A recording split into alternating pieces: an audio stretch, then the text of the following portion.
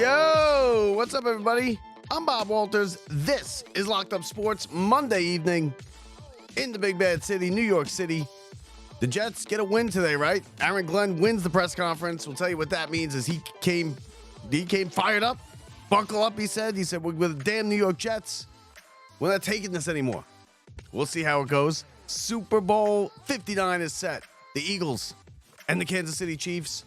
And we go over everything you want to know and everything you want to talk about Championship Sunday. And that's going to be where we begin here. Welcome to the show, everybody. Don't forget, rate, review, and subscribe. Every little bit helps. You can find us YouTube. You can find us any way you get your podcast. You can find us at lockedupsports.net. And you can also leave a voicemail and participate in the show at lockedupsports.net/voicemail. So, listen, Championship Sunday.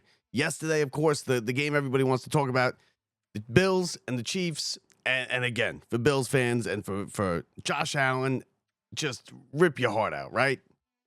I mean, they can't beat him. They do. They play a good game. Another nail-biter, another fantastic, tight game in the playoffs. And again, the Chiefs come out on top. And listen, this Chiefs team is unbelievable. Andy Reid, with the way he gets these guys prepared, because he's the difference. They're basically even teams. If you look at the stats from yesterday, it's basically the same thing. They're right. They're basically dead even on the stats, dead even on the scorebook. It comes down to 3 or 4 plays. And it comes down to execution, and that's the coach. And Andy Reid is an all-time offensive coach. He's an all-time play caller. And he just proves it time and time again. And when you give somebody like Andy Reid players like Patrick Mahomes and Kelsey and the players that they have, it's almost an unstoppable machine. And they are now 1 win away from immortality, 3 straight Super Bowls. Nobody's ever done it. It's going to be a good game. The Eagles are a good team. It's not going to be a walkover or anything like that. But as far as yesterday's game goes, listen, the Bills, I think this little run here where they run into the wall every year that is the Kansas City Chiefs. I think it's worse than the 4 Super Bowls, because the 4 Super Bowls the Giants won was the first one, Super Bowl 25, that they obviously should have won. They could have won. Norwood wide right. The Giants held the ball for 40 minutes, the perfect game. That one they could have won. The other 3, they were pretty much blowouts. But with this Bills team and this group of guys, it's every year, it's just rip your heart out. And again, it was yesterday. Came down to a couple plays. And in those couple plays, the Chiefs executed and the Bills fell just short. They're just a smidgen. It's so close. They're just a smidgen off, the Bills are. And I think that they will win one of these years. But it wasn't this year. And listen, about the game yesterday, there's a couple plays, there's the controversy, of course, with the 4th down and the tush push or whatever it was, which the Bills don't even run correctly, to be honest with you. You're supposed to have a guy or 2 behind you pushing the quarterback through the line. They just run QB sneaks. And did he get it? Did he get a first down? Listen, I don't know. You know what? You don't know either. Because the picture that they have that's circling around the internet that Barstool has put up and everything, it's not on the line. So you don't know. You can't see what hand the ball is in. Does it look like he's over the line? It looks like he is, yeah. But I promise you that the referees are not running in from the sidelines to spot that ball and going, how can we get this thing behind the first down marker to help the Chiefs? They're not doing it. It's not fixed. The NFL does not root for the Chiefs. Why would the NFL root for the Chiefs when everybody in America seems to be rooting against the Chiefs? Why would they want them to win then, right? Your customer base doesn't like the Chiefs. You think that you would, if you were really pulling the strings, you'd pull it against the Chiefs. So stop with that narrative, because it's ridiculous and it's just not true. Listen, it's hard to ref these games. These officials do the best they can.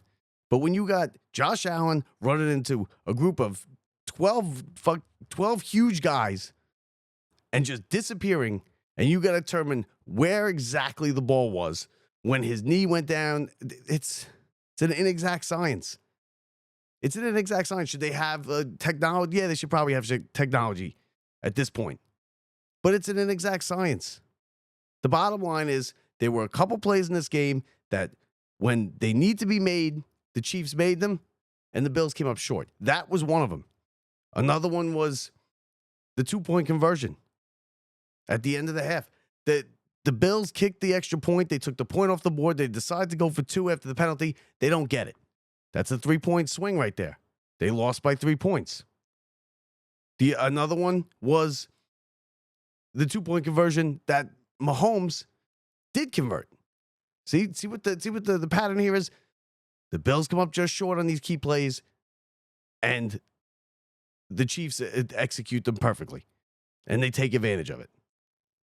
Another one was the 4th down that Mahomes converted.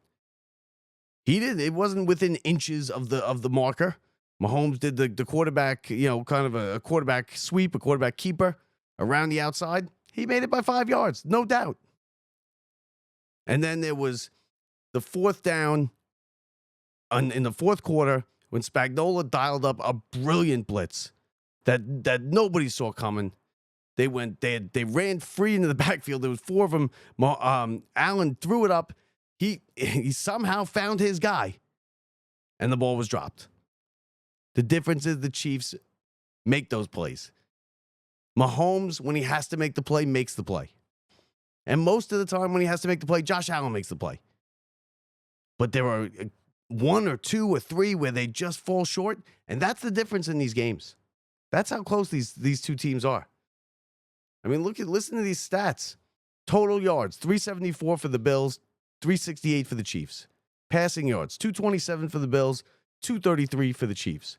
Rushing yards, 147 for the Bills, 135 for the Chiefs. First downs, 22 for the Bills, 28 for the Chiefs. It's so close.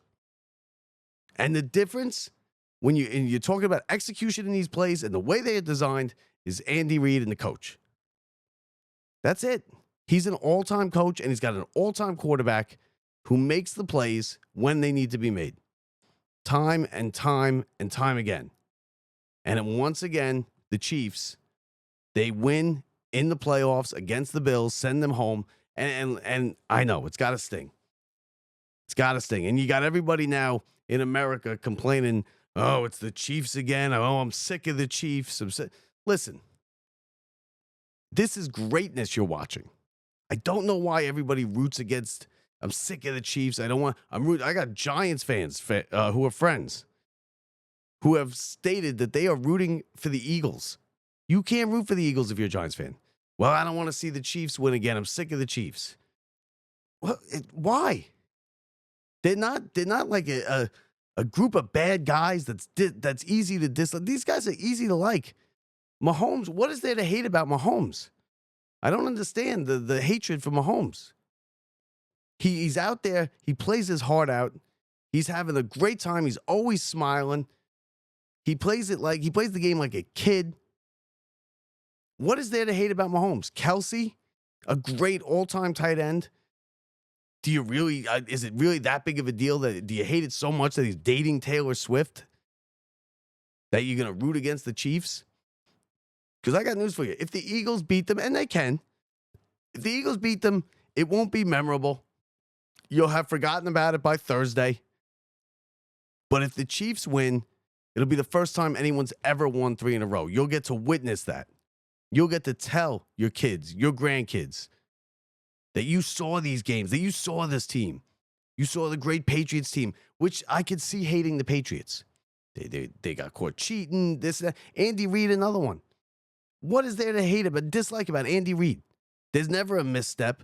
He's got sympathy. He lost a kid. I mean, I don't understand the hatred. Why do we hate these dynasties? Because once the dynasties are gone and they lose and they fade away, we want them back and we talk about them like they're the greatest things. You know, think about how people talk about Jordan's Bulls. But during the time that Jordan and the Bulls were rolling through the 90s in the NBA, people hated them. They hated those teams.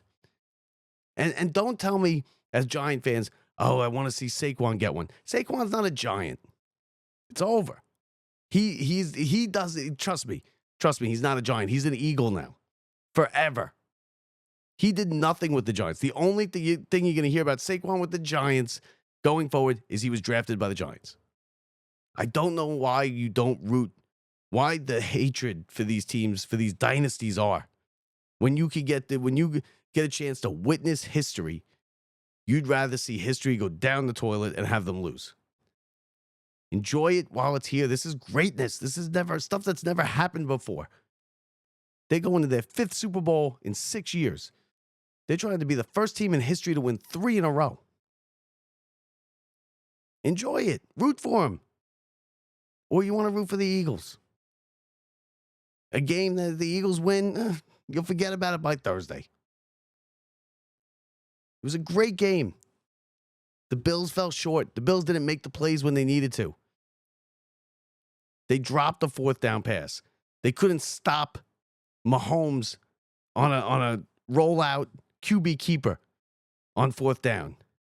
Even after they were stopped on the 4th down with Allen, where he missed it, the whole controversial play. There was still a minute and a half, 3 timeouts. They stopped him on the first 2 plays, called their timeouts, 3rd and 8. Just got to make a stop. You're getting the ball back. You're only down 3. And what happens? Some guy you never heard of, who didn't catch a single ball all game on the Chiefs, comes out across the middle. Mahomes finds him. He makes a move. Bam, 1st down, game over. Bills had their chance. They had their chances. They didn't capitalize. They didn't convert. They converted on most of them, but when you're playing the Chiefs, you got to convert on all of them. You are not going to go into Arrowhead and take down this team without playing your absolute best. And they didn't play their absolute best. Mahomes had 11 rushes. He had as many rushes as Allen. And that's usually not something that happens. Mahomes, he threw 1 touchdown. He ran for 2. Allen threw for 2 touchdowns. It was a pretty clean game. There was just the 1 turnover. And it is what it is. And it just happens to be the same story every year. The same story. And you feel bad for Josh Allen and you feel bad for the Bills fans. Because, you're talking about being put through the ringer. And I think we got a good Super Bowl set up. Now, as far as the NFC game went, I think, listen, Washington, Jaden Daniels played well. He didn't play poorly. He's not the reason they lost. They put the ball on the ground 4 times. You're not going to go in to the link and play a team that's better than you. Put the ball on the ground 4 times and win the game. And it got out of hand late. Double nickel, 55 points put up by the Eagles. And I told you that the defense for Washington was a little suspect. They just happened to outplay their bad defensive play last week by scoring a ton of points. And this week it didn't happen. Washington's got nothing to hang their head about. They've had a great season. They have a quarterback that's going to be that looks like he's, for all the world, he's going to be a top quarterback in this league for a decade. We told you yesterday that if they want to have a chance, you can't let Saquon Barkley wreck the game. And what happened in the first play from scrimmage that the Eagles ran? Saquon Barkley wrecked the game, and he went 65 yards for a touchdown. Broke 2 tackles. Ran right through their arms. So the Eagles go up against their former coach again in the Super Bowl. They lost last time. They open up a 2-point underdog to the Chiefs. I didn't see it if it moved today or anything yet, but it opened last night at +2 for the Eagles. Eagles are a good team. Eagles can give the Chiefs a run for their money. Andy Reid is NFL royalty when it comes to coaching now. He's at the very, very top of any list when it comes to coaches. And I think people that are rooting for the Eagles just because they're sick of seeing the Chiefs, I think you're missing out on. And why would you want to not see this history? 5 out of 6 Super Bowls, you know how hard that is? It's damn near impossible. So, listen, 32-29 was the final. The Bills had their chances. Kincaid's got to make that catch, right? And I get that it was a broken play. Somehow Allen got the ball to him. I don't know if he saw him or if he was just throwing it up, but the reason why it was like that, the reason why it was a broken play is because Spagnuolo dialed up a blitz that nobody saw coming, and the guy went untouched to Allen and forced him to just throw it off his back heel into the air. Kincaid should have caught it, though. Still should have caught it. The Chiefs make those plays, and that's the difference. And then as far as afterwards, the celebrations in Philadelphia, guys shooting guns into the air, typical. This is who you're rooting for. This is who you'd rather see beat the win than the Chiefs. Well, those idiots. Guy in the middle of a crowd sticks his hand in the air with a gun and fires off 3 or 4 rounds. That's who you're rooting for. Just because you're sick of seeing the Chiefs. Give me a break. Today in Florham Park, Aaron Glenn, the Jets' new brain trust, the GM, the coach, introduced to the public with their press conference. The Jets get a win today, right? Aaron Glenn wins the press conference. What does it mean? Nothing. Doesn't matter. But it's something to write about. They won the press conference. He brought some energy. Yeah, it was good. I saw some of it. He brought energy. He was yelling, "Buckle up! We're the Jets." I don't know what that means. I mean, to me, we're the Jets means, it's not like how could we be so bad? We're the Jets. It's we're the Jets. This is why we're so bad. But it sounded good. He said all the right things. As far as Aaron Rodgers goes, he's open to having Rodgers back. I don't think they should bring Rodgers back. I mean, they're going to. It looks like they're going to. Because the fact that he even said that, he's going to be the quarterback next year. It is. And we'll see. We'll see how it goes. Jets aren't winning the Super Bowl next year. And if you're not winning the Super Bowl, why bother having Aaron Rodgers, right? It's just a year you're not going to have develop a quarterback. But I guess they need to get out of this playoff drought. I mean, it's outrageous. 15 years. And this guy's saying, Aaron Glenn's screaming at the podium going, "We're the Jets." Good defensive coordinator, you have no idea what kind of head coach he is. And there's no way to tell. There's been great head coaches that were terrible coordinators.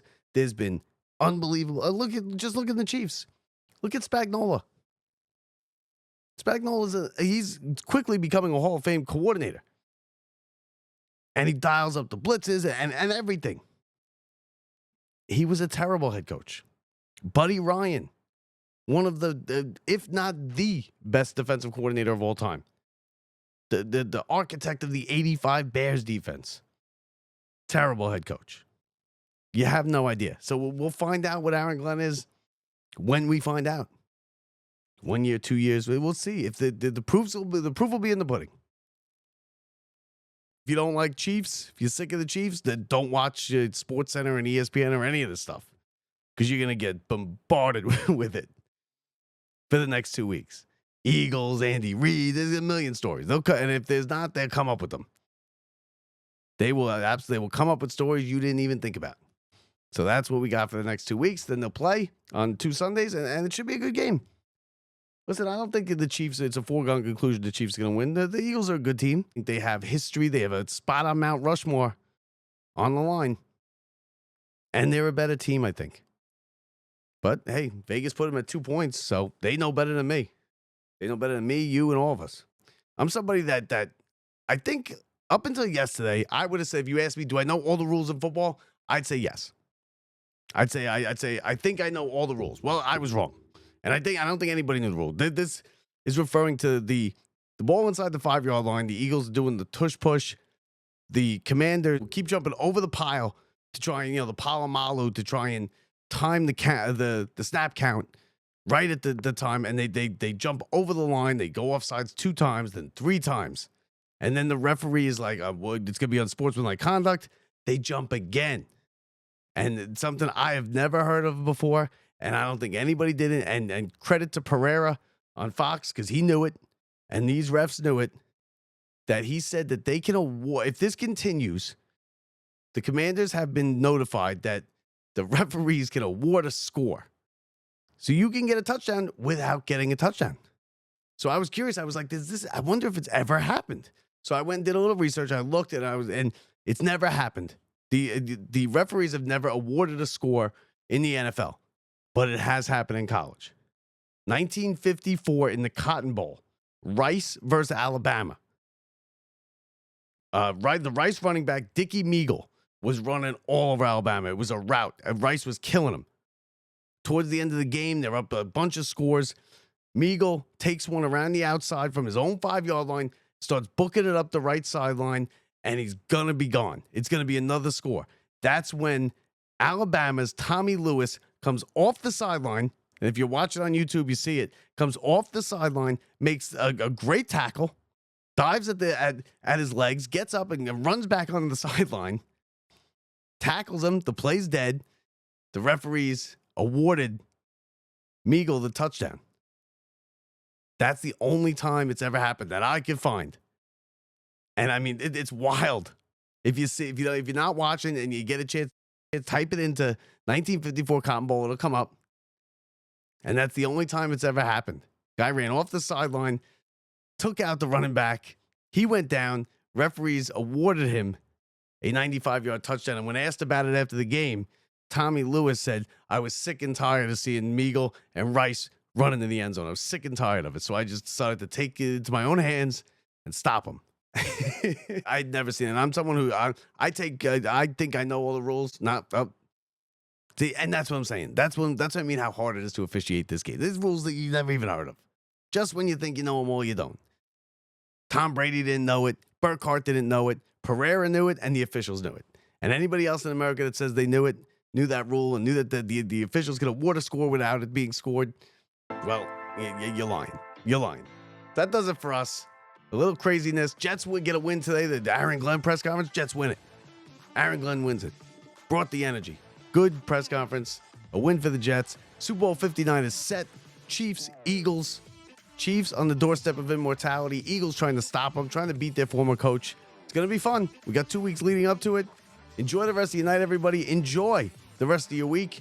We'll be back later this week. Brett and myself. I'm Bob Walters from the Brian Gunzel Studios. See ya.